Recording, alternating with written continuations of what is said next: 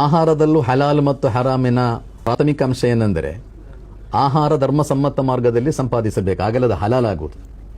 ಅದು ಮೋಸ ಮಾಡಿ ಸಂಪಾದನೆ ಮಾಡಿದ್ದು ಅದನ್ನು ಕಟ್ಟು ಮಾಡಿದ ಕಾರಣಕ್ಕೆ ಅದು ಹಲಾಲ್ ಆಗುವುದಿಲ್ಲ.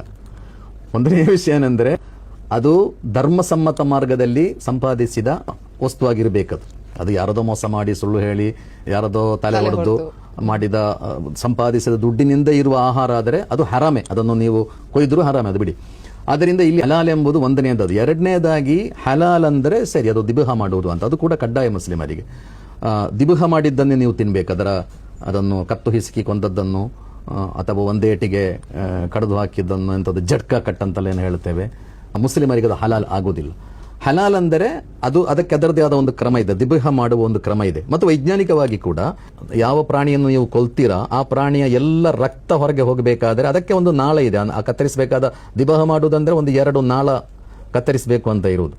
ಅದನ್ನು ಕತ್ತರಿಸುವಾಗ ಏನಾಗ್ತದೆ, ಎಲ್ಲ ರಕ್ತ ಹೊರಗೆ ಹೋಗ್ತದೆ, ಸ್ವಲ್ಪ ರಕ್ತದ ಅಂಶ ಬಾಡಿಯಲ್ಲಿ ಬಾಕಿ ಇರುವುದಿಲ್ಲ ಎಂಬುದು ಸೈಂಟಿಫಿಕ್ ಅಧ್ಯಯನಗಳಲ್ಲೇನು ನಾವು ಹೇಳುವ ಕಥೆಗಳಲ್ಲ, ಅದೆಲ್ಲ ವೈಜ್ಞಾನಿಕವಾಗಿ ಕೃತವಾದಂತಹ ದಾಖಲೆಗಳೆಲ್ಲ ಇದೆ. ಆದ್ದರಿಂದ ಆಹಾರದ ವಿಷಯದಲ್ಲಿ ಹಾಗೆ ಹಲಾಲಾದದ್ದನ್ನು ಮಾತ್ರ ತಿನ್ನಬೇಕು ಅಂತ ಮುಸ್ಲಿಮರಿಗೆ ಆದೇಶ ಇದೆ. ಮತ್ತು ಅದನ್ನು ಅವರು ಬೇರೆಯವರು ತಿನ್ನಬೇಕು ಅಂತ ಏನು ಫೋರ್ಸ್ ಮಾಡಲಿಲ್ಲ.